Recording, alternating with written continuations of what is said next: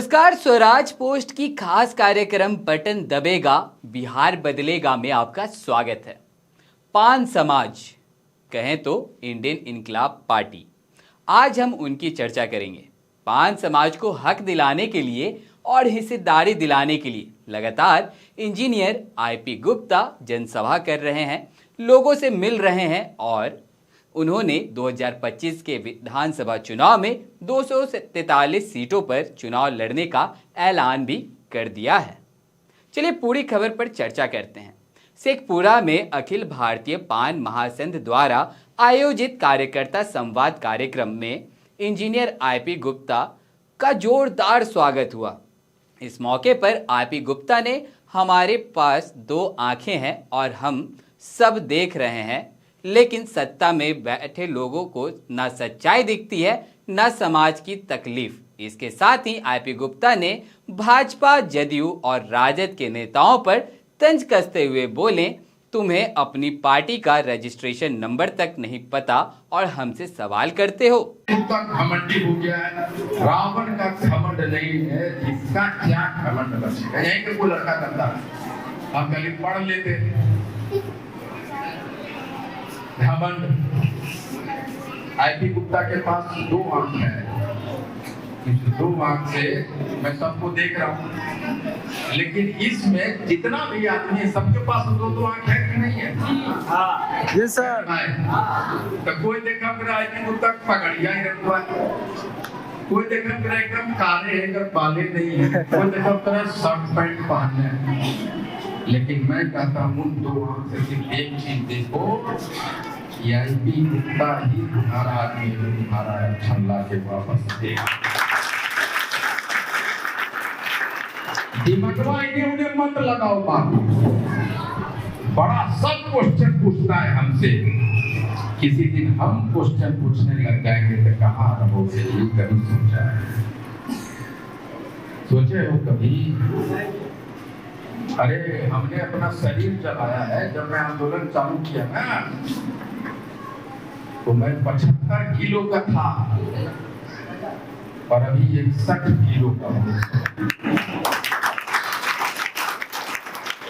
शरीर जला दिया है।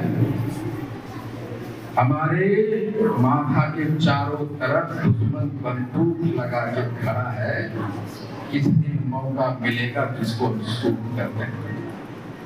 भारत सरकार की सारी एजेंसियां लगी हुई है कि आईपी गुप्ता का कने संपत्ति है, कौन केस है, क्या है, पूरा जांचने में लगा। पर मैं कहता हूँ औकात है, आगे भीड़ के दिखाओ हमारे साथ।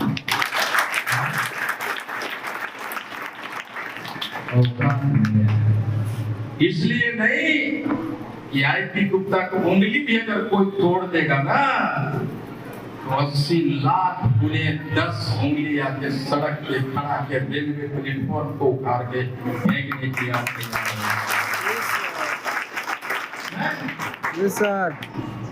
कहता है आईआईपी पार्टी का रजिस्ट्रेशन नंबर क्या है? अरे तुम भाजपा जदयू में हो, कौन कौन है भाजपा बताओ, हाथ उठाओ। कौन है राजद में, कौन है जदयू में, कौन हाथ उठाओ। एक भी आदमी बड़का नेता से पूछ रहे भाई जदयू का रजिस्ट्रेशन नंबर बता दो, तो मालूम है भाजपा के बड़का नेता के नहीं पता कि रजिस्ट्रेशन नंबर भाजपा का क्या है। तब वो जाके पूछेगा कि रजिस्ट्रेशन, और आईपी गुप्ता पूछता है रजिस्ट्रेशन हुआ कि नहीं हुआ है? बड़ा दिमाग वाले हो।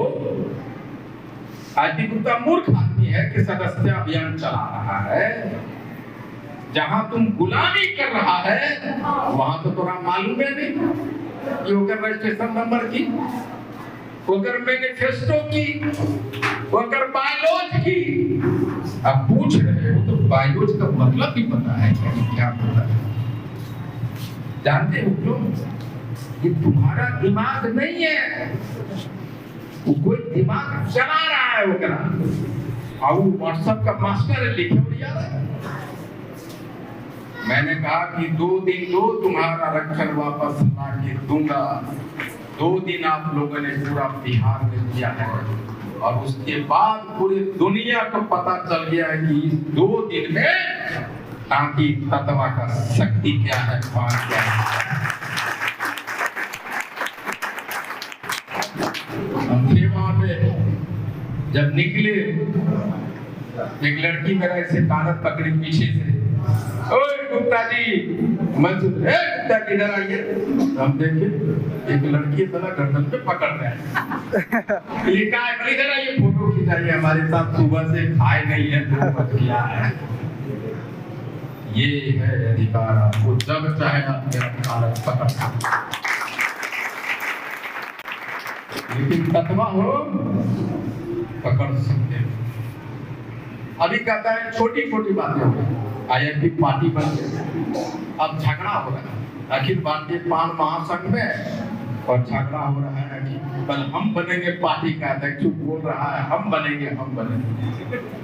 लेकिन मैं कह रहा हूँ अखिल भारतीय पान महासंघ की वजह से गांधी मैदान हुआ है, और गांधी मैदान में IIP ने जन्म लिया है।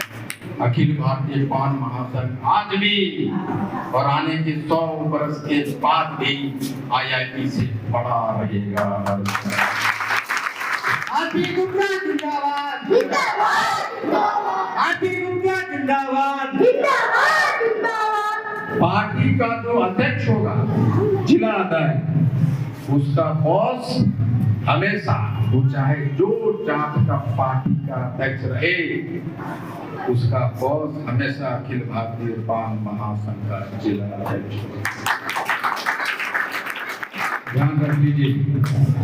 उसके बाद अब आप समझिए यहां से हम कहां हैं। आज IP गुप्ता के पास आता है दुनिया के बड़े बड़े पत्रकार, कोई फिल्म मेकर, पार्टी के हर एक पार्टी के बड़े बड़े कौन, और हमारा सिर्फ एक ही शर्त है कि हमारा आरक्षण पे बात करो, आरक्षण पे बात करो। MLA बनने या ना बनने की बात दूसरी होगी, पहले आरक्षण की बात। हमारे खुद के लिए मंत्री हो, राज्यसभा सांसद बन सकता हूँ, मंत्री बन सकता हूँ, लेकिन जिस दिन वो बन गए ना, हमारी आरक्षण की लड़ाई कमजोर होगी। इसलिए मैं आरक्षण को, मंत्री पद को, सांसदी को पीछे छोड़ रहा हूँ। मैं कह रहा हूँ नहीं, इनकी नौकरियां हमें ला के दो, बाद में हम देखेंगे। जितना हमने खर्चा कर दिया है ना गोरखपुर पान के आंदोलन में, उतना तो पता नहीं, मंत्री बन के उतना साल भी रहूंगा तो उतना नहीं कमा पाऊंगा जितना मैंने खर्चा कर दिया। भाषण के दौरान IP गुप्ता ने यह भी साफ किया कि अगर वो चाहते तो मंत्री बन सकते थे, लेकिन उन्होंने आरक्षण और समाज के बच्चों के भविष्य की लड़ाई को चुना। उनका कहना था, हमने अपना शरीर आंदोलन में गलाया है, हमें सत्ता नहीं चाहिए, हमें अपने समाज का हक चाहिए। तो चलिए, और भी ऐसे तमाम खबरों का सिलसिला इसी प्रकार बना रहेगा। स्वराज पोस्ट पे अपनी राय प्रतिक्रिया हमारे कमेंट बॉक्स में जरूर साझा करें। धन्यवाद।